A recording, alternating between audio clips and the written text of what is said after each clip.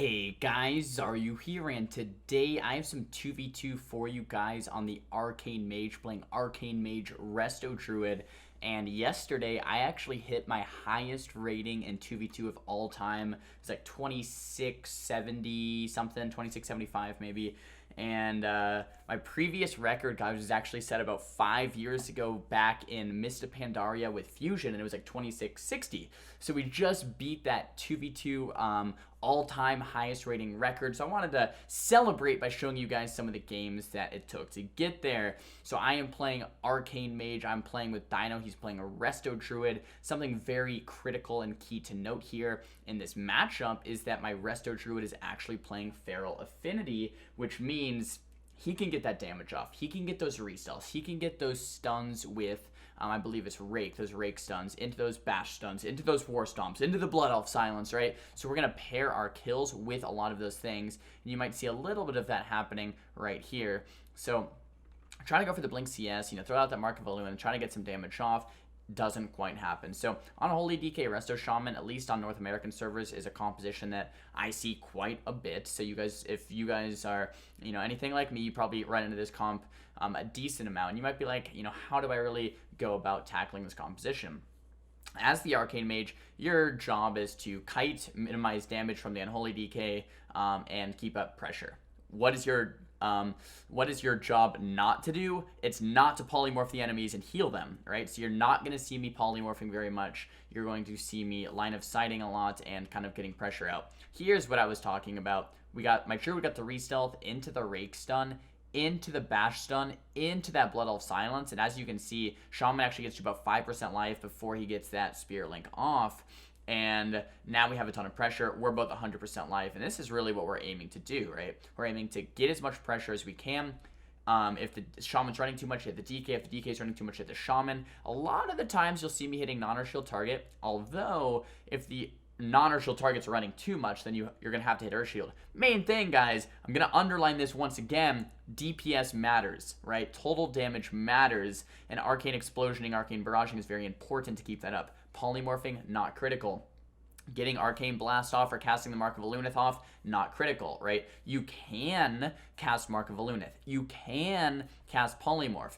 But if it's going to reduce your overall DPS, if you're going to get kicked in the polymorphs, if you're going to get line of sighted on that Mark of Alunith, it's much better to continue to Arcane Explosion, continue to Arcane Barrage, continue to Arcane Explosion to get your stacks back up, maybe throw out a couple missiles, get a Fate Cast or two in there, and continuing your pressure with these instant casts. I got Lightning Surge Totem there. I should have been able to move out of line of sight of that.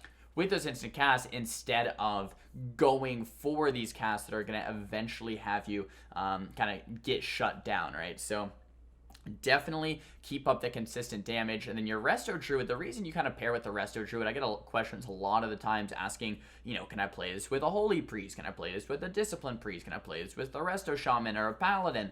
The answer is yes, you can. You're not going to do maybe quite as well, and that's just because the HPS of Resto Druid is going to carry you to where you can pretty much survive until 60, 70, sometimes 80% dampening a lot of the games, right?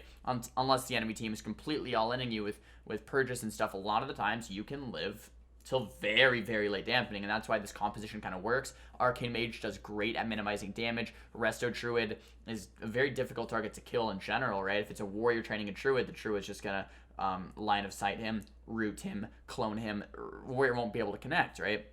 If it's a DK trying to go after him, it's going to be the same type of story with line of sight, with travel form. So the DK is kind of forced, all right, to either hit me, and I'm a very mobile Arcane Mage, or to hit my partner, which is a Resto Druid. So that's kind of the strength of the comp.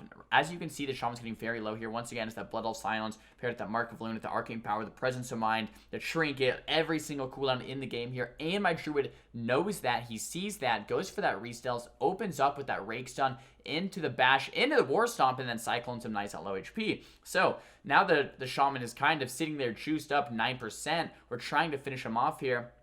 6% life, and there's that Feral Affinity damage coming in from Dino right there, and we do manage to take the win. Our MMR is a little bit lower because Dino will queue some other stuff and we'll queue back for this, but I think the current rating was like almost 2670, something like that. But let's hop into another game on the road up to the highest rating 2v2 ever.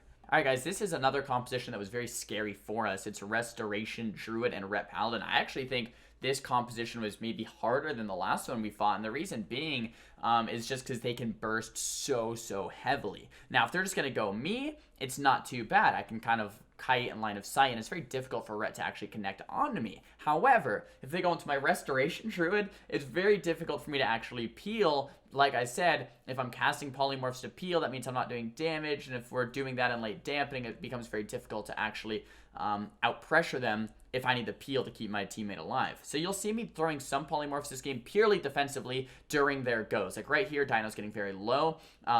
Although we have some pressure, I don't want him to die, so I might throw out a Polymorph on the Ret Paladin. There I go. If we get the adaptation, sheep him again, get the Ashbringer, sheep him again, get that Dispel, right?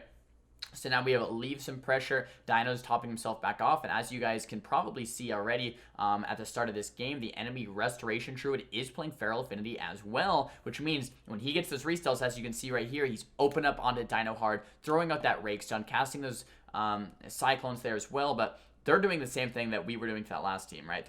They're getting those restells, getting those goes, popping wings, getting those triple stunts off, and it's very scary for us during those moments. And then when that's not happening, they're kind of line of sighting, and that's what makes this matchup kind of difficult for us. Now, I'm not that much of a kill target, right? Because I have Trinket, I have Ice Block. They don't really have too much cross CC, right? It's going to be difficult for them to get cross CC at least. So if I get Hammer of Justice, boom, they can just dispel it, right? This is kind of a good setup on me, though. They did the Hammer of Justice on Dino, then the Rake Stun, and if they had Bash, they could do Rake Stun and Bash onto me. That would be pretty decent Mage Ghost as well if they wanted to do that. But now Dino's in some trouble with that full Hammer of Justice into that half bash. He is going to use his Bark Skin to try to keep himself top alive there. Ret is still connecting, trying not to get Fate casted. A big part of twos is the mind games, guys. As you can see, this Druid keeps casting Cyclone. I'm holding my Counterspell. I'm trying not to have him Fate cast me, but, you know, if I let him Cyclone, then it's bad. If I miss my kick, it's bad. There's only one outcome, right? Is if I land that kick and I actually miss it right there, he does juke me, and then right away I want to note I missed my counterspell, and I'm immediately moving to line of sight, right? Why am I doing this? So I can line of sight that Cyclone, right? So I missed the kick, and now I'm putting myself in a position where I don't get Cyclone. But it's that awareness, it's thinking about these things before they happen, so you have that pillar to line of sight around when you need it.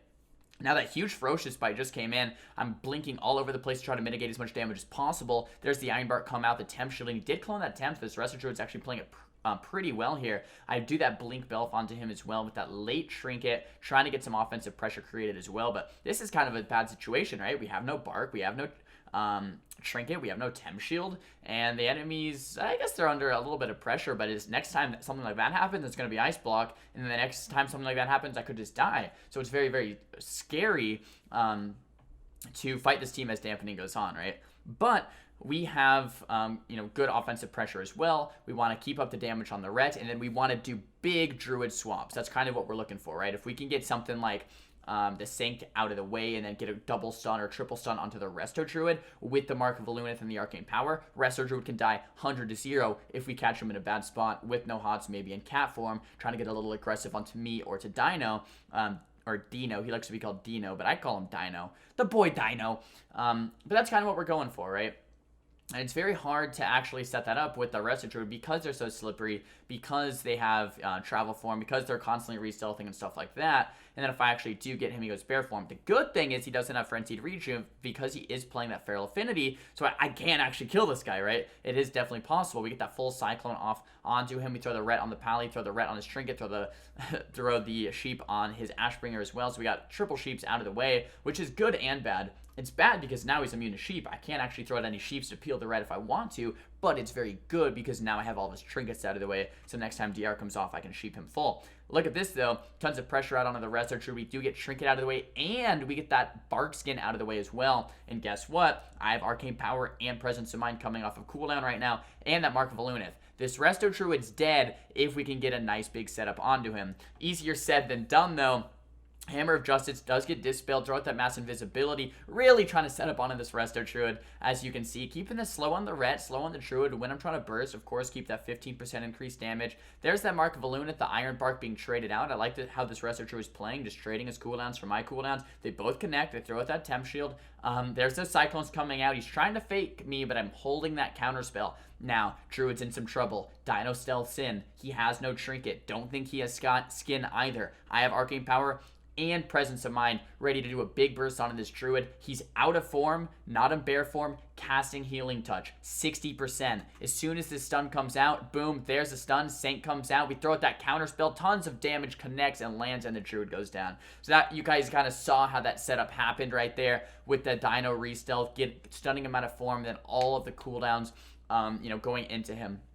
This game took about 5 minutes for us to set up a proper kill, though, and it's not easy. So a lot of this is kind of coordinating with the Arcane Mage and the Resto Druid when the Druid can get those restells and when the Arcane Mage can burst. But on top of that, it's just total damage as well. Now, if we pause the game here, the overall damage is looking pretty similar. My Druid actually did a little bit less damage, and they were getting more effective setups. This game was not going very well. It was actually very scary for us, and if it kept going like that, where I had no Trinket, had no Ice Block, it would have been very scary later in dampening, but we did manage to set up that kill in the Resto Druid, and those are the type of kills you guys are going to be looking to set up in your games as well. Guys, if you enjoyed this video, make sure to give it a big thumbs up. I'm so excited to hit 2675 or whatever it is for my highest 2v2 rating ever. Finally broke that record set back in Mr. Pandaria like 5 years ago. So with my boy Fusion. I love Fusion as well, but it's awesome to break some new ground. Guys, thumbs the video down if you did not like it. Talk to me down below in the comments about what you thought of this video and what you guys want to see for next time. And don't forget to subscribe.